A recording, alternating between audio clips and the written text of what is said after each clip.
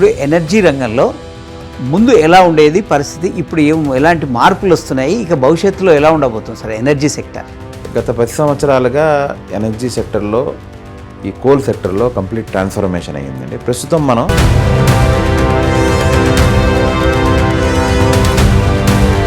ఈ ఏటా శాస్త్ర సాంకేతిక రంగాల్లో బాగా కృషి చేసిన వారికి ఇచ్చే నాయుడమ్మ అవార్డు మీకు వచ్చింది కదా, అది ఎట్లా ఫీల్ అవుతుంది? నాయుడమ్మ గారు తనకు వచ్చిన నాలెడ్జ్, టెక్నాలజీ డెవలప్మెంట్ని సాధారణ మనుషులకి ఏ విధంగా ఉపయోగపడుతుంది అనే విషయంలో మెయిన్గా రీసెర్చ్ ఫోకస్ చేసేవాళ్ళండి.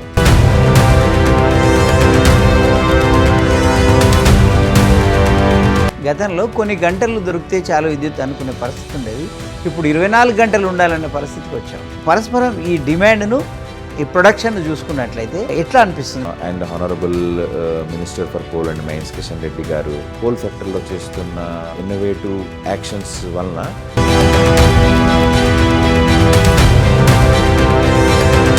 మీరు NLC chairman and managing director అయిన తర్వాత మీరు సాధించిన అచీవ్మెంట్స్ ఏంటి, ఆ సంస్థ ఏ దశకు వెళ్ళింది, ఇంకా ఏ కార్యక్రమాలు చేపట్టాలని? నేను బిలీవ్ చేసేది ఏంటంటే, మనం if you take care of people, people take care of the country.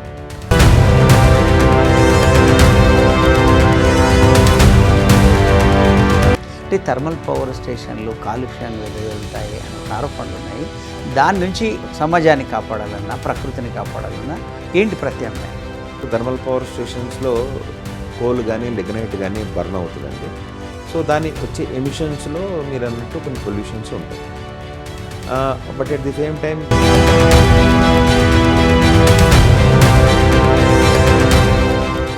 ఏ దేశమైనా ముందడుగు వేయాలంటే పవర్ అనేది చాలా కీలకం. ఈ పవర్ అలాగే విద్యుత్ అంటాం. విద్యుత్ ఉత్పత్తిలో ఈరోజు ఏ దేశం ముందుకు సాగిందో, ఏ దేశం సమర్థతను నిలబెట్టుకుంటుందో, చాటుకుంటుందో ఆ దేశమే ముందంజ వేస్తుంది.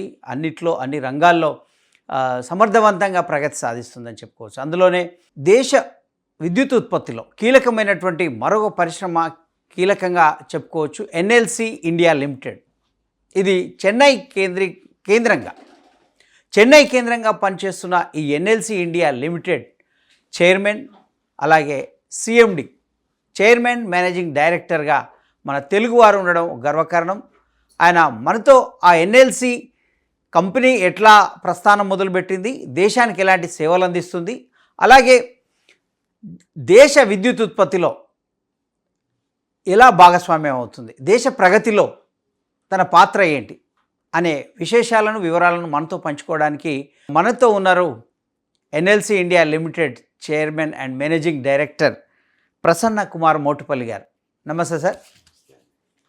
చెప్పండి, మీరు ఈ విద్యుత్ రంగంలోకి, ఈ విద్యుత్ రంగ పరిశ్రమ ఎన్ఎల్సి ఇండియా లిమిటెడ్కు ఈ స్థాయిలో ఉంటారని ఎప్పుడైనా ఊహించారా? ఎట్లా మీ ప్రస్థానం మొదలైంది?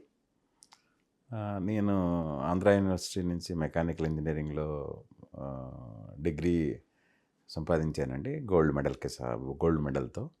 సో ఆ టైంలోనే ఇంజనీరింగ్ కంప్లీట్ అయిన తర్వాత చాలా ఆప్షన్స్ ఉన్నాయి. ఒకేసారి నా దగ్గర 13 అపాయింట్మెంట్ లెటర్స్ ఉండేవి. అందులో ఎన్టీపీసీ ఒక సంస్థ అండి. నాకు ఎనర్జీ సెక్టర్ అంటే ఇంట్రెస్ట్ ఉండడం వలన నేను ఎన్టీపీసీలో జాయిన్ అయ్యాను ఆ టైంలో. సో ఎన్టీపీసీలో 30 సంవత్సరాలు పనిచేసిన తర్వాత గుజరాత్ స్టేట్ ఎలక్ట్రిసిటీ కార్పొరేషన్కి మేనేజింగ్ డైరెక్టర్గా 2 సంవత్సరాలు పనిచేశానండి. ఆ తర్వాత ఎన్ఎల్సి ఇండియా లిమిటెడ్ చైర్మన్గా సెలెక్ట్ అయ్యి గత 2.5 సంవత్సరాలుగా ఎన్ఎల్సి ఇండియా చైర్మన్గా పనిచేస్తున్నాను. నాకు ఇంజనీరింగ్ కంప్లీట్ చేసిన దగ్గర నుంచి కూడా నాకు ఎనర్జీ సెక్టర్ అంటే చాలా అభిరుచి అండ్ అభిలాష అండి. ఎందుకంటే ఎనర్జీ, మీరు చెప్పినట్టు ఏ కంట్రీ అయినా, ప్రాస్పారిటీకి అయినా సరే ఎనర్జీ చాలా ఇంపార్టెంట్. సో మన డెవలప్మెంట్ని పర్ క్యాపిటా కన్జంప్షన్ బేసిస్ మీద మెజర్ చేస్తాం అన్నమాట. సో అందుకని నాకు ఎనర్జీ సెక్టర్ అంటే మొదటి నుంచి కూడా ఇంట్రెస్ట్ అన్నమాట. అందుకని ఈ సెక్టర్లో నేను కంటిన్యూ అయ్యాను. ఇప్పుడు ఎనర్జీ రంగంలో ముందు ఎలా ఉండేది పరిస్థితి, ఇప్పుడు ఎలాంటి మార్పులు వస్తున్నాయి, ఇక భవిష్యత్తులో ఎలా ఉండబోతుంది సార్ ఎనర్జీ సెక్టర్? మనం తీసుకుంటే 2014 10 సంవత్సరాల క్రితం మనం చూసుకుంటే మనకి పవర్ డెఫిసిట్ సినారియో ఉండేదండి. మీకు చూసే ఉంటారు, చాలా పవర్ కట్స్ అయ్యేవి, విలేజెస్కి కూడా పవర్ చాలా తక్కువ టైం కోసం వచ్చేది. గత 10 సంవత్సరాలుగా ఎనర్జీ సెక్టర్‌లో, ఈ కోల్ సెక్టర్‌లో కంప్లీట్ ట్రాన్స్‌ఫర్మేషన్ అయ్యిందండి. ప్రస్తుతం మనం ఎనర్జీ సఫిషియెంట్ సినారియోలో చేరుకున్నామండి. దానికి ముఖ్య కారణం ఏంటంటే, మనం బొగ్గు రంగంలో, బొగ్గు ఆధారిత పవర్ స్టేషన్స్‌కి సఫిషియెంట్ కోల్ సప్లై చేస్తూ, ట్రాన్స్పరెంట్ పాలసీస్ వలన మనం ఈ స్థాయికి చేరగలిగామండి. గత సంవత్సరం మన దేశంలో 1 బిలియన్ టన్ కోల్ ప్రొడక్షన్‌ని అచీవ్ చేశారండి. అది స్వాతంత్రం వచ్చిన తర్వాత మొట్టమొదటిసారి అది అయిందన్నమాట. అంటే మనం పవర్ స్కార్స్ సినారియో నుంచి power sufficient scenario and power surplus సినారియోకి చేరగలిగామండి. ఈ థర్మల్ పవర్ ప్రొడక్షన్‌కి ఏంటి మూల వనరులు ఏమేమి ఉపయోగపడతాయి? అందులో అండ్ థర్మల్ పవర్ సెక్టర్ అంటే మీరు అన్నట్టు అందులో మీకు కోలు, లిగ్నైటు, గ్యాస్ ఈ 3 కూడా థర్మల్ పవర్ ప్లాంట్‌కి కేటగిరీలో వస్తాయండి. మన దేశంలో గ్యాస్ ఆధారిత పవర్ స్టేషన్స్ ఉన్నా కూడా మనకి గ్యాస్ రిసోర్సెస్ అంత ఎక్కువ లేవండి. అందుకని మన మెజారిటీ పవర్ మనం కోల్ అండ్ లిగ్నైట్ నుంచే జనరేట్ చేస్తాం. మనం గత సంవత్సరం మనం తీసుకుంటే మనం మొత్తం పవర్ రిక్వైర్మెంట్లో మనం 72% మనం థర్మల్ పవర్ స్టేషన్స్ నుంచే జనరేట్ చేసాం. మిగిలిన అన్ని సోర్సులు కలిపి మేము బ్యాలెన్స్ 28% జనరేట్ చేసాం. సో మీరు అడుగుతున్నట్టు మన దేశంలో ఈరోజు మన సగటు per capita consumption only 1300 kilowatt hours అండి. మనం గ్లోబల్ యావరేజ్ తీసుకుంటే అదే 3000. అంటే మనం గ్లోబల్ యావరేజ్ కన్నా సగం కూడా మనం లేము. మనం 2047కి మనం డెవలప్డ్ కంట్రీగా అవ్వాలని టార్గెట్ పెట్టుకున్నాం. Honourable prime minister Viksit Bharat 2047 అనే కాన్సెప్ట్ ఇనిషియేట్ చేశారు. మనం 2047కి డెవలప్డ్ కంట్రీ అవ్వాలంటే మనం ఎనర్జీ ఇండిపెండెంట్ అవ్వాలి. మన పర్ క్యాపిటా కన్జంప్షన్ని ఆ లెవెల్కి పెంచుకోవాలి. మీరు ప్రస్తుతం developed country per capita consumption తీసుకుంటే యూఎస్ఏ పర్ క్యాపిటా కన్జంప్షన్ 12,450 అండి. మనది 1,300. సో మనం 2047 కల్లా డెవలప్డ్ కంట్రీ అవ్వాలంటే మన పవర్ జనరేషను కన్జంప్షన్ని ఆల్మోస్ట్ 8 to 9 టైమ్స్ పెంచుకోవాలన్నమాట. అది మనకి మేజర్ ఛాలెంజ్ అండి. ఇప్పుడు ఇక్కడ మీరు లిగ్నైట్ అన్నారు, కోల్ అన్నారు. ఈ లిగ్నైట్కు కోల్కు ఏంటి తేడా? దేనివల్ల ఎక్కువ ఉత్పత్తి అవుతుంది? ఏమైనా ఆ ఉత్పత్తి సమయంలో ఎలాంటి తేడాలు ఉంటాయి? కోల్, లిగ్నైట్ ఒక ఫ్యామిలీకే చెందినవేనండి. మీకు తెలిసినట్టు మన కోల్ ఫార్మేషను మన పాతకాలంలో సమ్ ఫారెస్ట్, వుడ్ సబ్మెర్జ్ అయ్యి వాటి మీద ప్రెజర్ మెయింటైన్ అవ్వడం వలన డిఫరెంట్ స్టేజెస్ ఎవాల్వ్ అయ్యాయండి. ఫస్ట్ స్టేజ్ ఏంటంటే పీట్ మాట. పీట్ అంటే ఏంటంటే ఆల్మోస్ట్ అది వుడ్ లాంటిది. అది అంత ఎక్కువ హీట్ వాల్యూ ఉండదు కాబట్టి అది అంత పెద్ద ఉపయోగపడదు. దానికి నెక్స్ట్ లెవెల్ ఏంటంటే లిగ్నైట్ అన్నమాట. అంటే మీరు ఏమనొచ్చు అంటే లిగ్నైట్ యంగ్ కోల్ అనొచ్చు. దీని తర్వాత స్టేజ్ మీరు దీన్ని ఇంకొక 15 మిలియన్ ఇయర్స్ వదిలేస్తే అది కోల్ అవుతుంది. ఆ కోల్ ఇంకా వదిలేస్తే మీకు గ్రాఫైట్ అవుతుంది. సో ఇది యంగ్ కోల్ మాట. యంగ్ కోల్ అవ్వడం వల్ల ఏంటంటే దీనికి కెలోరిఫిక్ వాల్యూ కొంచెం తక్కువ ఉంటుంది. కోల్కి కంపారిజన్లో దీని కెలోరిఫిక్ వాల్యూ తక్కువ ఉంటుంది. కోల్కి మీకు 4,000 4,500 ఉంటుంది. దీనికేమో 3,000 3,200 ఉంటుంది. బట్ దీని అడ్వాంటేజ్ ఏంటంటే ఇందులో మాయిశ్చర్ కాంటెంట్ ఎక్కువ ఉండి వాలటైల్ మ్యాటర్ కాంటెంట్ ఎక్కువ ఉంటుంది అన్నమాట. అది అడ్వాంటేజ్. వాలటైల్ మ్యాటర్ కాంటెంట్ ఎక్కువ ఉండడం వలన క్లీన్ పవర్ జనరేషన్కి పాసిబుల్ అవుతుంది. అది కాకుండా ఇందులో ఇంకొక ప్రాబ్లం ఏంటంటే లిగ్నైట్లో ఇంకో ప్రాబ్లం ఏంటంటే కోల్ బేస్డ్ పవర్ ప్లాంట్, కోల్ని మీరు ఎక్కడికన్నా తీసుకెళ్ళి ఎక్కడన్నా పవర్ ప్లాంట్ పెట్టి జనరేట్ చేయొచ్చు. కానీ లిగ్నైట్ని మీరు ట్రాన్స్పోర్ట్ చేయలేం. ఎక్కడ ప్రొడ్యూస్ అవుతుందో అక్కడే మీరు దాన్ని యూజ్ చేసుకోవాలి. కానీ మీరు డిస్టెన్స్లకి ట్రాన్స్పోర్ట్ చేసి దూరంలో పవర్ ప్లాంట్ పెడదామంటే కుదరదు. అందుకని ఎక్కడ మీరు చూసినా కూడా లిగ్నైట్ మైన్స్ ఎక్కడ ఉన్నాయో దాని పక్కనే పవర్ స్టేషన్ ఉంటుంది. మన నైవేలీలో కూడా లిగ్నైట్ మైన్స్ 3 మైన్స్ ఉన్నాయి. అందులో ఒక మైన్ ఏషియాస్ లార్జెస్ట్ మైన్. దాని పక్కనే 4 థర్మల్ పవర్ స్టేషన్స్ ఉన్నాయి. సో డైరెక్ట్గా మైన్ నుంచి లిగ్నైట్ పవర్ ప్లాంట్కి వెళ్ళి జనరేట్ అవుతుందండి.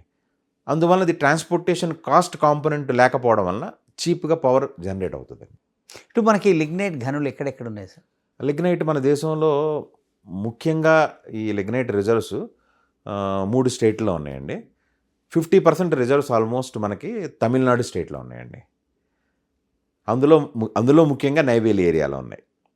మిగిలిన 50%లో 20% మీకు రాజస్థాన్లో ఉన్నాయి, 19% గుజరాత్లో ఉన్నాయి, మిగిలిన చోట కొంచెంగా ఉన్నాయి. సో మేజర్ మీకు 3 స్టేట్లలో ఉన్నాయి. అందులో కూడా మేజర్ స్టేట్ తమిళనాడులో ఉంది. మనం ఏదైనా పవర్ ప్లాంట్కి మనం టెక్నాలజీ సెలెక్ట్ చేసుకునే టైంలో చాలా ఫ్యాక్టర్స్ కన్సిడర్ చేస్తామండి. జనరల్గా కోల్లో కానీ లిగ్నైట్లో కానీ ఎక్కువగా పల్వరైజ్డ్ ఫ్యూయల్ టెక్నాలజీ జనరల్గా యూజ్లో ఉందండి. అదే మేము నైవేలి ఏరియాలో కూడా యూజ్ చేస్తున్నాం. నైవేలి ఏరియాలో మేము 4 సంవత్సరాల క్రితం 500 మెగావాట్ ఫస్ట్ పవర్ ప్లాంట్ మేము ఎస్టాబ్లిష్ చేసాం.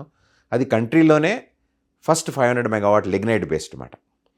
సో మనం టెక్నాలజీ సెలెక్ట్ చేసుకునేటప్పుడు ఒకటేమో రిలయబుల్ పవర్ జనరేషన్ ఒక ఫ్యాక్టర్గా తీసుకుంటాం, ఒకటేమో ఎన్విరాన్మెంటల్ ఫ్రెండ్లీ టైప్ ఆఫ్ టెక్నాలజీగా తీసుకుంటాం అన్నమాట. ఆ కాంబినేషన్తో మనం డెసిషన్ తీసుకుంటాం ఏ టెక్నాలజీ మనం యూజ్ చేయాలనేదండి. అంటే థర్మల్ పవర్ స్టేషన్లు కాలుష్యాన్ని వెదజల్లుతాయి అని ఒక ఆరోపణలు ఉన్నాయి. దాని నుంచి అంటే సమాజాన్ని కాపాడాలన్నా ప్రకృతిని కాపాడాలన్నా ఏంటి ప్రత్యామ్నాయం? మీరు అన్నట్టు థర్మల్ పవర్ స్టేషన్స్లో కోల్ కానీ లిగ్నైట్ కానీ బర్న్ అవుతుందండి. సో దాని వచ్చే ఎమిషన్స్లో మీరు అన్నట్టు కొన్ని పొల్యూషన్స్ ఉంటాయి. But at the same time మనకి పవర్ జనరేషన్లో మనం ఇండిపెండెంట్ అవ్వాలన్నా ఈ థర్మల్ పవర్ జనరేషన్ కెపాసిటీ మనం యాడ్ చేయాలి. థర్మల్ పవర్ జనరేషన్ ఎఫిషియెంట్గా చేసుకోవాలి. సో అందుకనండి మనకి లాస్ట్ గత 2 దశాబ్దాలుగా ఎన్విరాన్మెంటల్ ఫ్రెండ్లీ పవర్ జనరేషన్ మీద ఫోకస్ ఉందండి. దానివల్ల ఇంతకుముందు మన ఎమిషన్స్ మీద చాలా లిబరల్ వాల్యూస్ ఉండేవి అన్నమాట. బట్ దానిని ఆ వాల్యూస్ని చాలా స్క్వీజ్ చేసి ఇంతకన్నా ఎమిషన్ ఉండకూడదు, దానికోసం మీరు ఏ ఎక్విప్మెంట్ పెట్టాలంటే పెట్టండి, బట్ మీ ఎమిషన్ ఇంతకన్నా ఎక్కువ ఉండకూడదని అన్ని థర్మల్ పవర్ స్టేషన్స్కి క్లియర్గా డైరెక్టివ్స్ వచ్చాయండి. దానివల్ల మనం ఆ ఎమిషన్స్ని కంట్రోల్ చేయడానికి ఏం డివైజెస్ ఎస్టాబ్లిష్ చేయాలి, అవి ఇప్పుడు థర్మల్ పవర్ స్టేషన్లు అన్నింటిలో ఎస్టాబ్లిష్ అయ్యి ఉన్నాయండి. ఇప్పుడు మాకు రీసెంట్గా మేము ఎస్టాబ్లిష్ చేస్తున్న థర్మల్ పవర్ స్టేషన్లో మీకు సల్ఫర్ డయాక్సైడ్ రిమూవల్కి ఫ్లూ గ్యాస్ డీసల్ఫరైజేషన్ యూనిట్స్ ఉన్నాయి, నాక్స్ రిమూవల్కి ఎస్సీఆర్స్ ఉన్నాయి, మీకు సస్పెండెడ్ మ్యాటర్ రిమూవల్కి ఎలక్ట్రోస్టాటిక్ ప్రెసిపిటేటర్స్ వాటి ఎఫిషియన్సీ 99.999% ఉన్నాయి. వీటన్నిటి వలన ఏమవుతుందంటే మీకు ఎన్విరాన్మెంట్ మీద తక్కువ ఇంపాక్ట్ పడుతుందండి. అలాగే మీరు ఈ క్రమంలో ఎప్పుడు ఈ కెరీర్లో అడుగుపెట్టారు, ఇప్పుడు ఎన్ని దశాబ్దాలుగా ఈ రంగంలో ఉన్నారు, ఏమి అచీవ్మెంట్స్ సాధించారు, ఎట్లా అది ఏంటి ఒకసారి చెప్పండి. నేను 1988లో ఈ సెక్టర్లో జాయిన్ అయ్యానండి. అది ఎన్టీపీసీలో ఇంజనీరింగ్ ఎగ్జిక్యూటివ్ ట్రైనీగా జాయిన్ అయ్యాను. ఆ ఇంజనీరింగ్ ఎగ్జిక్యూటివ్ ట్రైనింగ్లోనే నాకు గోల్డ్ మెడల్ వచ్చిందండి, టాపర్గా ఉన్నందుకు. ఆ తర్వాత నేను 4 పవర్ స్టేషన్స్లో పనిచేశానండి. Singrauli super thermal power station అని ఉత్తరప్రదేశ్లో ఉందండి, వారణాసి దగ్గర. అది కంట్రీలోనే మొదటి సూపర్ థర్మల్ పవర్ స్టేషన్ అండి. తర్వాత ఊంచహార్ థర్మల్ పవర్ స్టేషన్లో పనిచేశాను. తర్వాత Simhadri super thermal power station మన విశాఖపట్నంలో ఉంది, అందులో పనిచేశాను. తర్వాత మా కార్పొరేట్ సెంటర్లో పనిచేశానండి. తర్వాత 30 సంవత్సరాలు ఎన్టీపీసీలో పనిచేసిన తర్వాత గుజరాత్ స్టేట్ ఎలక్ట్రిసిటీ కార్పొరేషన్కి మేనేజింగ్ డైరెక్టర్గా 2.5 సంవత్సరాలు పనిచేశానండి. ఆ 2.5 సంవత్సరాలు గుజరాత్ స్టేట్ ఎలక్ట్రిసిటీ కార్పొరేషన్కి కంప్లీట్ పర్ఫార్మెన్స్ టర్న్ అరౌండ్ చేశానండి. రెన్యూబుల్ కెపాసిటీ ఎడిషన్ కానీ థర్మల్ పవర్ స్టేషన్స్ ఆపరేషన్స్ కానీ అంతా కూడా టర్న్ అరౌండ్ చేయడం వలన దాని రికగ్నేషన్తో నేను ఎన్ఎల్సీ ఇండియా లిమిటెడ్ చైర్మన్గా సెలెక్ట్ అయ్యానండి. గత 2.5 సంవత్సరాలుగా పనిచేస్తున్నాను. ఇంత సుదీర్ఘ ప్రయాణంలో మీరు ఇబ్బంది పడ్డ సందర్భాలు ఏమైనా ఉన్నాయా? సవాళ్ళు ఎదుర్కొని నేను గుజరాత్ స్టేట్ ఎలక్ట్రిసిటీ కార్పొరేషన్లో పనిచేస్తున్నప్పుడు మాకు renewable capacity addition target government of India నుంచి వచ్చిందండి. సో దానికి మెయిన్ ఛాలెంజ్ ఏంటంటే ల్యాండ్ ఎక్విజిషన్ చేసుకోవడం, దాంట్లో సోలార్ ప్లాంట్ సెటప్ చేయడం, అదొక మేజర్ ఛాలెంజ్గా అనిపించిందండి. లోకల్ పాపులేషన్ని కాన్ఫిడెన్స్లోకి తీసుకొని వాళ్ళకి కాంపన్సేషన్స్ ప్రాపర్గా ఇచ్చి ఆ ప్రాబ్లం సాల్వ్ చేసాం. అలాగే ఎన్ఎల్సీ ఇండియా లిమిటెడ్లో నేను జాయిన్ అయినప్పుడు కూడా ల్యాండ్ ఎక్విజిషన్ ఒక మేజర్ ప్రాబ్లం అండి. మైన్స్ ప్రోగ్రెషన్ అవ్వాలంటే మనకి ల్యాండ్ మన దగ్గర ఉండాలి. బట్ ల్యాండ్ లేకపోవడం వలన థర్మల్ పవర్ జనరేషన్ నేను జాయిన్ అయినప్పుడు ఆల్మోస్ట్ ఆగిపోయిందండి. 1500 మెగావాట్ పవర్ ప్లాంట్ ఆగిపోయింది. So district administration, state government, central government సపోర్ట్తో ల్యాండ్ ఎక్విజిషన్ చేయగలిగామండి. 600 హెక్టేర్ల ల్యాండ్ తీసుకోగలిగాం. ఒక రివర్ డైవర్షను చాలా రోజుల నుంచి పెండింగ్గా ఉందండి. టెంపరరీ డైవర్షన్ చేస్తూ మేము మైనింగ్ ఆపరేషన్ చేసేవాళ్ళం. సో దాని పర్మనెంట్ డైవర్షన్ చేస్తే కానీ మనం మైన్ ప్రోగ్రెషన్ అవ్వదు అనే ఒక ఛాలెంజ్గా తీసుకొని లోకల్ పాపులేషన్ సపోర్ట్తో, అందరి సపోర్ట్తో ఆ రివర్ని డైవర్ట్ చేయగలిగాం. పరమనార్ అనే రివర్ని డైవర్ట్ చేయగలిగాం. ఆ రివర్ డైవర్షను, ఈ ల్యాండ్ ఎక్విజిషను రెండింటినీ కూడా మనం చేయడం వలన ఇమీడియట్గా మనం పవర్ జనరేషన్ ఫుల్ లెవెల్ వరకు చేయగలిగామండి. ఇది అసలు మేజర్ ఛాలెంజ్ నా కెరియర్లో అని నేను అనుకుంటున్నానండి. ఇలాంటి పనుల్లో భూసేకరణ కావచ్చు, ప్లాంట్ రన్ చేయడంలో కావచ్చు, అక్కడ మీకు స్థానిక నాయకుల నుంచి, రాజకీయ పార్టీల నుంచి ఏమైనా ఒత్తిడిలు వస్తాయా? ఎట్లా ఉంటుంది మీ ఫీల్డ్?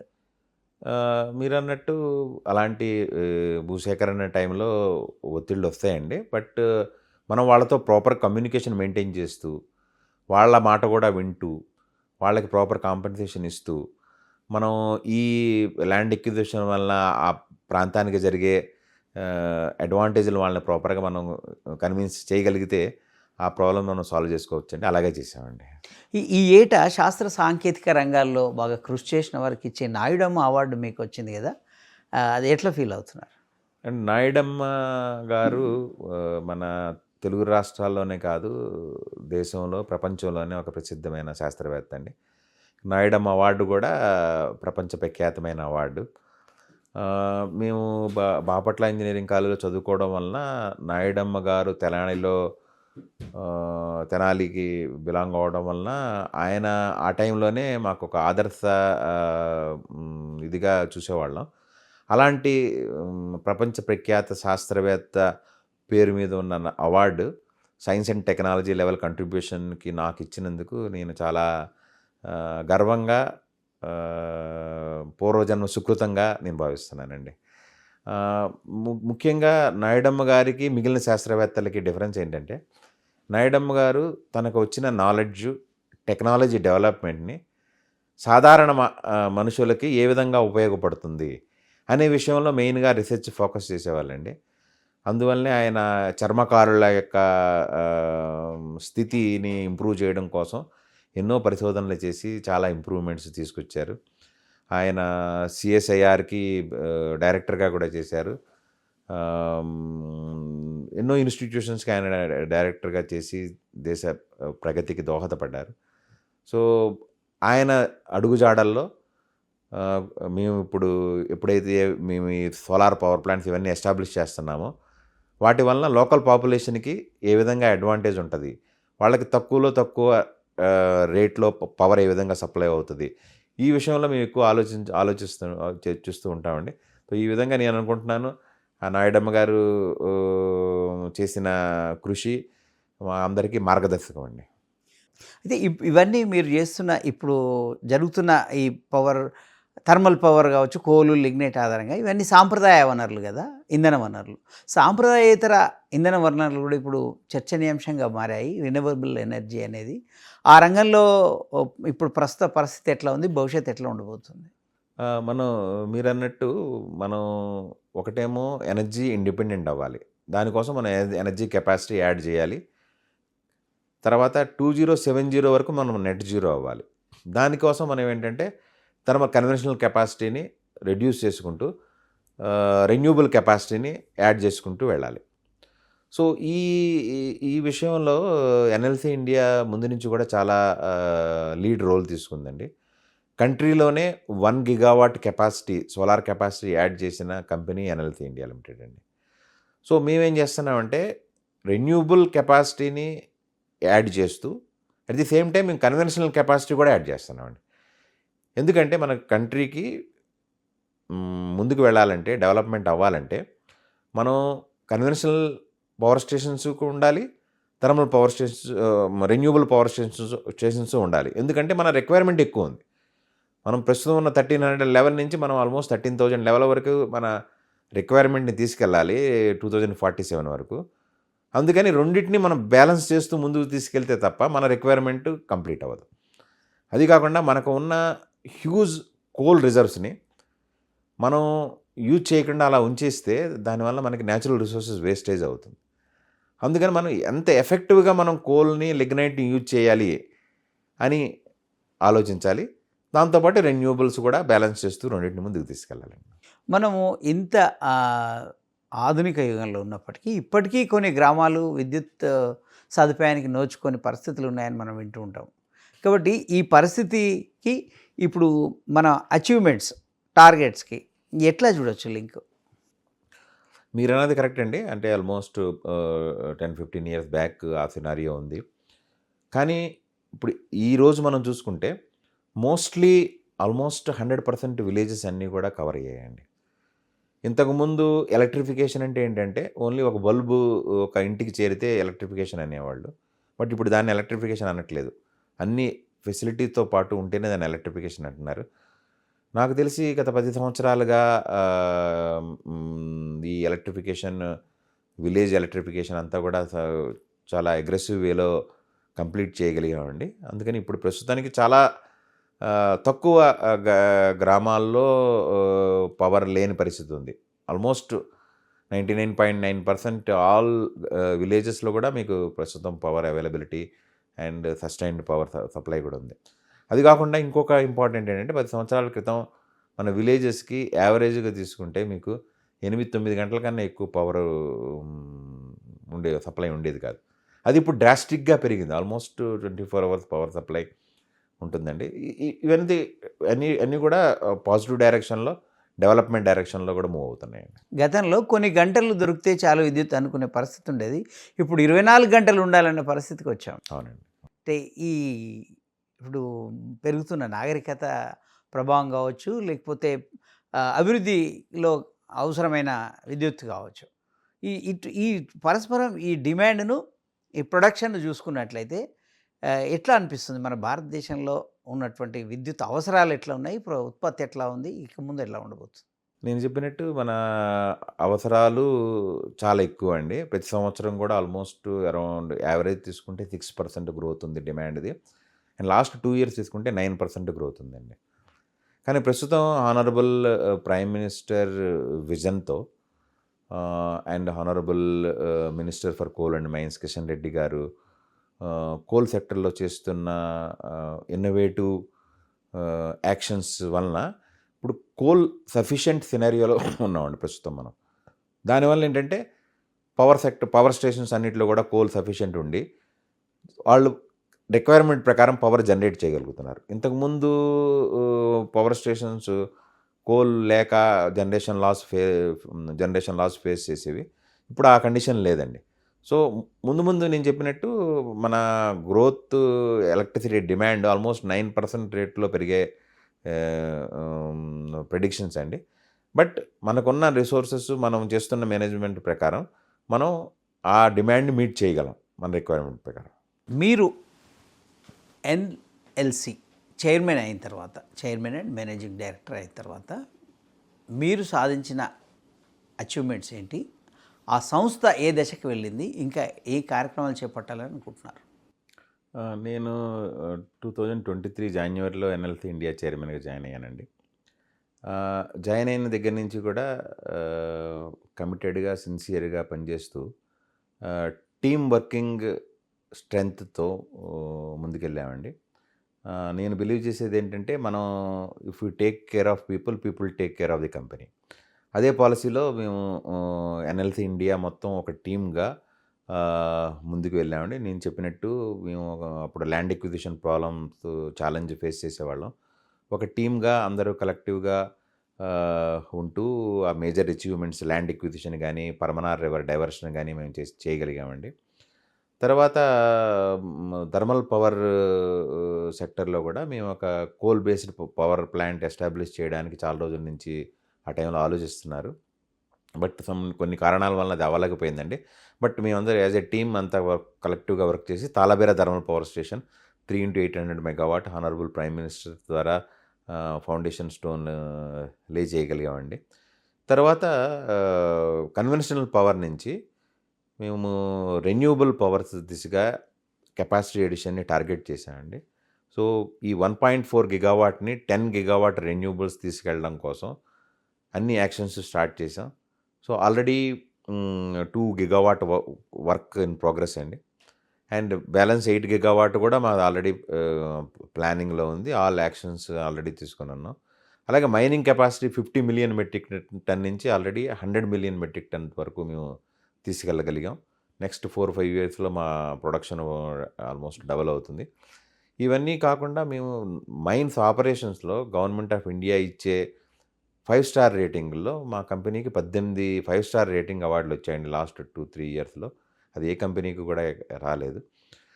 ఇవన్నీ ఒక వ్యక్తి అయితే, మేము renewable power capacity addition green ఇనిషియేటివ్స్లో కూడా మేము అందరికన్నా నెంబర్ 1 ఉన్నామండి.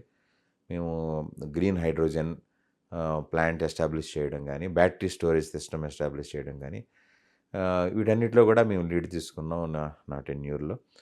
తర్వాత ఈ మధ్యనే మాకు వచ్చిన మేజర్ అచీవ్మెంట్ ఏంటంటే, లాస్ట్ మేము 70 ఇయర్స్గా మాకున్న మైనింగ్ ఎక్స్పీరియన్స్ని యూజ్ చేసుకుంటూ మేము ఇప్పుడు క్రిటికల్ మినరల్స్ బ్లాక్ ఆక్షన్స్లో కూడా పార్టిసిపేట్ చేసాం. ఈ మధ్య మాకు 2 బ్లాక్స్ వచ్చాయి, పాస్పరేట్ బ్లాక్స్.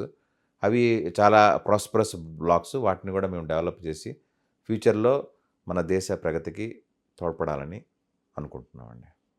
అలాగే పార్లమెంటు వద్ద మీరు ఒక అశోక చక్రం ఏదో నిర్మాణం చేశారు. అది ఒక చర్చనీయాంశంగా అయిపోయింది. ఏంటి, ఎట్లా చేయగలిగారు అంత బాగా?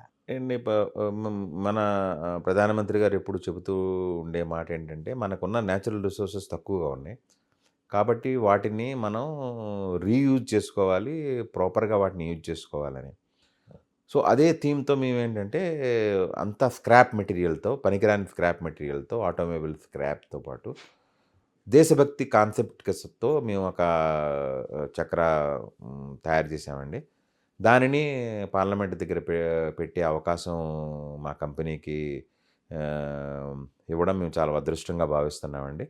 దాన్ని అక్కడ ఇన్స్టాల్ చేసాం. అందరూ చూసిన వాళ్ళందరూ దాన్ని చాలా అప్రిషియేట్ చేస్తున్నారండి. అలాగే నైవేలి తెలుగు కళా సమితి అనేది ఒక చర్చ. అక్కడ అసలు తమిళనాడులో తమిళం తప్ప ఇంకేది ఉండొద్దని భావించే సమాజం అది. అలాంటి ప్రాంతంలో మీరు ఎట్లా సేవలు అందిస్తున్నారు? ఎట్లాంటి సవాళ్ళు ఎదురవుతున్నాయి? మీకు ప్రోత్సాహం దొరుకుతుందా అక్కడ? అండ్ నైవేలి టౌన్షిప్లో మీకు అన్ని ప్రాంతాల ప్రజలు ఉన్నారండి. ఆల్మోస్ట్ 2 lakh పాపులేషన్ ఉంది. అన్ని ఫెసిలిటీస్ ఉన్న టౌన్షిప్ మాట. ఆల్మోస్ట్ 70 సంవత్సరాల క్రితం ఎస్టాబ్లిష్ చేసిన టౌన్షిప్. అక్కడ తెలుగు కళా సమితి ఆల్మోస్ట్ 62 సంవత్సరాల క్రితమే స్టార్ట్ అయిందండి. సో గత 62 సంవత్సరాలుగా తెలుగు సాంప్రదాయాలని, తెలుగు కల్చర్ని అక్కడ మెయింటైన్ చేస్తున్నారండి. ఆల్మోస్ట్ 300 ఫ్యామిలీస్ ఉన్నాయి. ప్రతి తెలుగు పండగకి కానీ, ప్రతి అకేషన్కి కానీ అందరూ కలవడం, అందరూ సాంప్రదాయబద్ధంగా దాన్ని సెలబ్రేట్ చేసుకోవడం, ఇవన్నీ చేస్తున్నారండి. దీనివల్ల అక్కడ చాలా తెలుగు కళా సమితి చాలా పేరుగాంచిందండి. మీరన్నట్టు తమిళనాడులో తెలుగు కళా సమితి ఏ విధంగా ఇదవుతుందంటే, ఇది ఓన్లీ తెలుగు పండగలు సెలబ్రేట్ చేసే ఒక ఆర్గనైజేషన్లా కాకుండా, ఆ పండగలతో పాటు సమాజ సేవ కూడా అక్కడ చాలా చేస్తుంటారండి. ఐఐటి, నీట్ కోచింగ్కి తక్కువ ఫీజులతో పాటు అక్కడ కోచింగ్ ఇస్తుంటారండి. చాలామందికి ఐఐటి సీట్లు, నీట్ సీట్లు కూడా వచ్చాయి. వీటన్నిటి వలన అక్కడ తెలుగు కళా సమితికి యాక్సెప్టెన్స్ ఉందండి. అండ్ ఈ మధ్యనే మేము దాని వజ్రోత్సవాలు కూడా జరుపుకున్నాం. గత ఉగాది పండగ రోజు దాని వజ్రోత్సవాలు కూడా జరుపుకున్నామండి. చాలా సంతోషం. అయితే CSR company social responsibility funds ఉంటాయి, కార్యక్రమాలు జరుగుతుంటాయి. ఆ విషయంలో మీరు ఎట్లా చూస్తారు? అది ప్రయోజనకరంగా ఉంటుందా సమాజానికి? మీరేం చేపట్టారు దానికి? తప్పకుండా అండి. మేము పర్టికులర్గా మా సిఎస్ఆర్ ఫండ్స్ ఏవైతే ఉన్నాయో, గవర్నమెంట్ ప్రిస్క్రైబ్ చేసిన మినిమం ఫండ్ కన్నా మేము ఎప్పుడు కూడా ఎక్కువే ఖర్చు పెడతామండి. మోస్ట్లీ ఆ సిఎస్ఆర్ ఫండ్స్ మేము లోకల్ ఏరియా డెవలప్మెంట్లో దానికి ఖర్చు పెడతాం. గవర్నమెంట్ రూల్ ప్రకారం 70% మేము లోకల్ ఏరియాలో డెవలప్ చేయాలి కాబట్టి. సో మేము చేసిన ఈ అన్నిటికీ, ల్యాండ్ ఎక్విజిషన్స్ అన్నిటికీ అందరూ మాకు సహకరిస్తున్నారంటే, మేము స్పెండ్ చేసిన సిఎస్ఆర్ అమౌంట్ వలన బెనిఫిట్స్ లోకల్ పబ్లిక్కి, లోకల్ పీపుల్కి రావడం వల్లనే వాళ్ళు సహకరిస్తున్నారండి. ఒక వ్యవస్థను నడిపించాలంటే వ్యక్తిగా ఎలాంటి నైపుణ్యాలు కావాలో, ఒక వ్యవస్థను సమర్థవంతంగా నడిపించాలంటే ఎలాంటి నాయకత్వ లక్షణాలు కావాలో మన NLC India limited chairman Prasanna కుమార్ని చూస్తే మనకు అర్థమవుతుంది. ఈ తరానికి ఆ యొక్క ఈ జనరేషన్ కావచ్చు, ఇక ముందు వివిధ రంగాల్లో ఎదగాలనుకునే వారికి ఈ ప్రసన్న కుమార్ సాధించిన విజయాలు, ప్రసన్న కుమార్ చేసిన కృషి తప్పకుండా ఆదర్శం అవుతుంది అని చెప్పడంలో అతిశయోక్తి లేదు. ఇది ఈరోజు మన అతిథితో సంభాషణ. చూస్తూనే ఉండండి 99 టీవీ. మరో అతిథితో మరొకసారి కలుద్దాం.